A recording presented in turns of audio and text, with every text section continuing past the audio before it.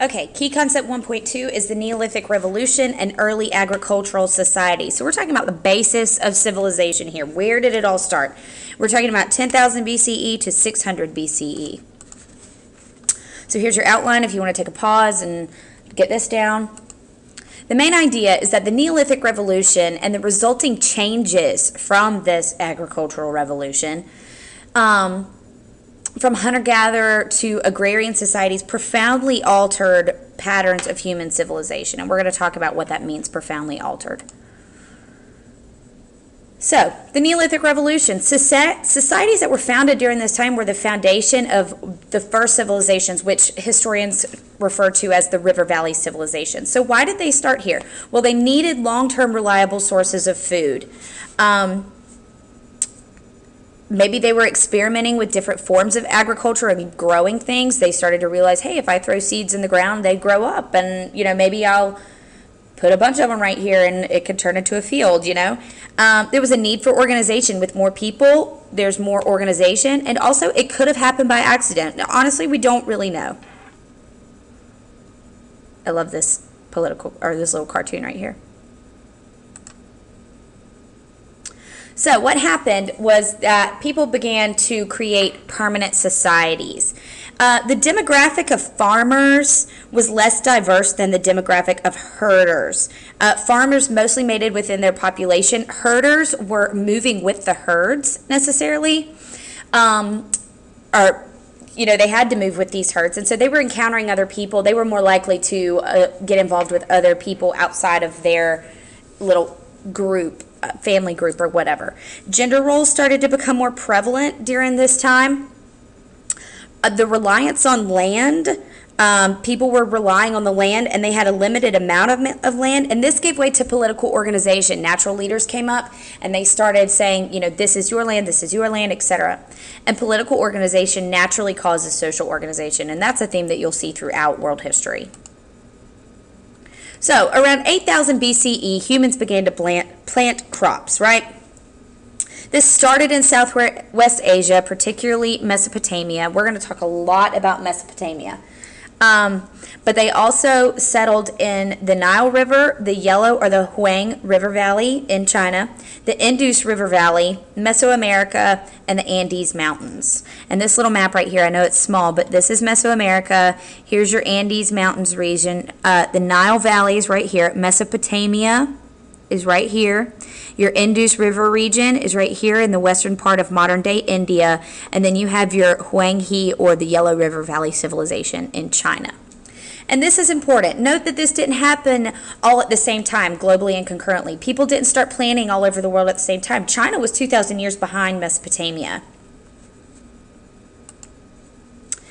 This is the crash course video for the agricultural revolution. I highly encourage you to watch this video. You can either pause right now and go to this link, or you can do it later, but I highly encourage you to go watch this video. It's going to give you some great information. Pastoralism is simply the raising of livestock. It's this idea that we're not going to follow the animals around anymore. The animals are going to follow us. And this developed at various sites in the grasslands of Afro-Eurasia, what we would consider Afro-Eurasia. Again, this video right here is Education Portal. I highly encourage you to watch it at some point. You don't have to do it right now.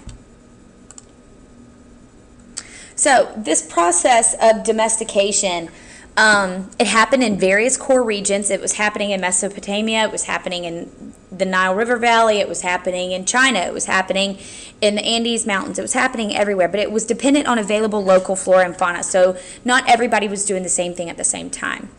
Some examples of things that they were growing are maize, beans, and squash, rye, wheat, barley, potato, teff, rice, quinoa, marine animals, and snails, and then some examples of animals that they were domesticating: sheep, goats, yaks, llamas. Depending on what animal was naturally occurring in that area, if they were docile enough to be put in a fence and kind of tamed and domesticated, then they were being domesticated.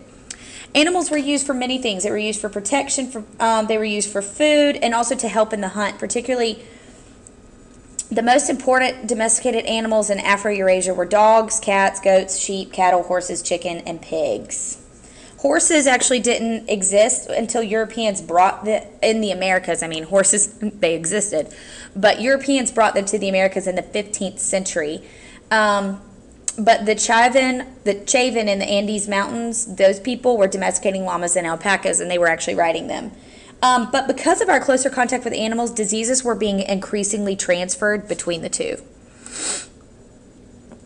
Of course, you know that this had a large impact on the environment. Soil was getting overused. When you graze a large number of animals on the grasslands for a long time, erosion is going to occur. If you don't let those grasses come back up and fully mature and then, send their seeds out to grow more, then it's not going to happen. Erosion is going to occur. The soil is going to get overused. Deforestation.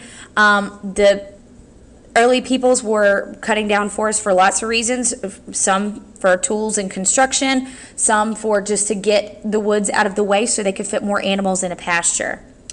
And animals were more suited to human needs.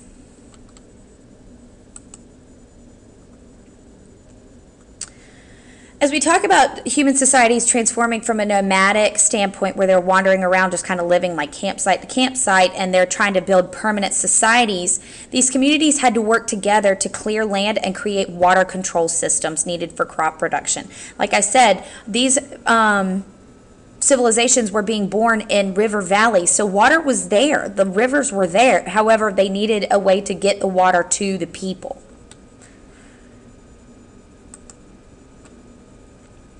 Food supply used to be very unreliable, but pastoralism and agriculture led to more reliable and dependent food sources. People could actually plan on having a meal. And when your food source is reliable, then that makes your life a little more reliable. Really, population growth. People are going to live longer. They're going to have more kids. If they're comfortable knowing that they can feed themselves and their children, then they're going to have more children, and then these kids are going to grow up in the same way and they're going to have kids as well, and this is called a positive feedback loop.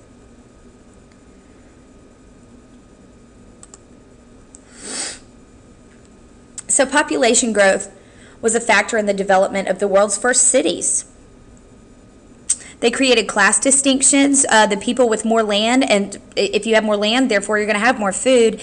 They were on the higher end of the social hierarchy. You had more leisure time, so games and forms of entertainment were starting to pop up.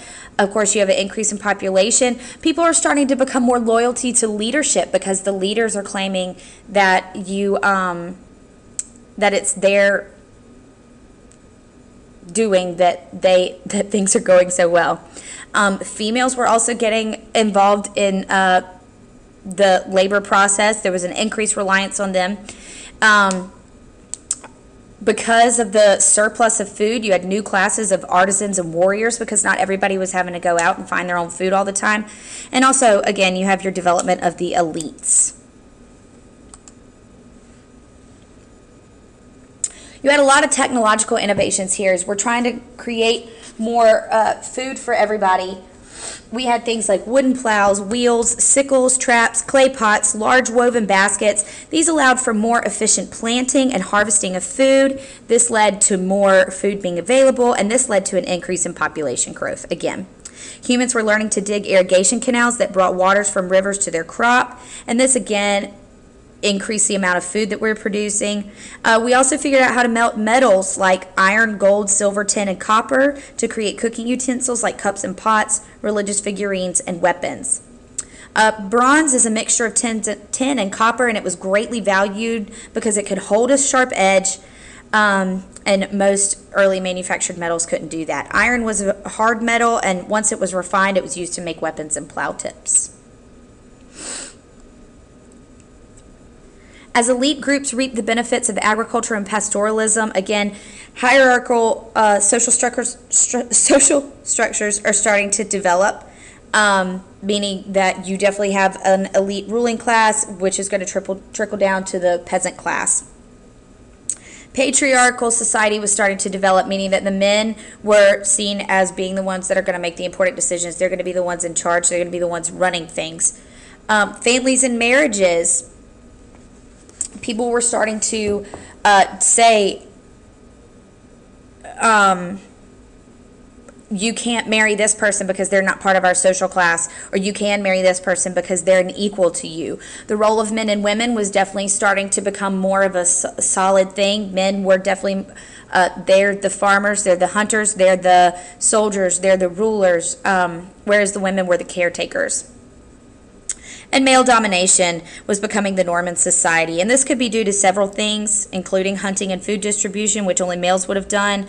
And it also created a work specialization, and while women were almost forced to gather while the men were hunting.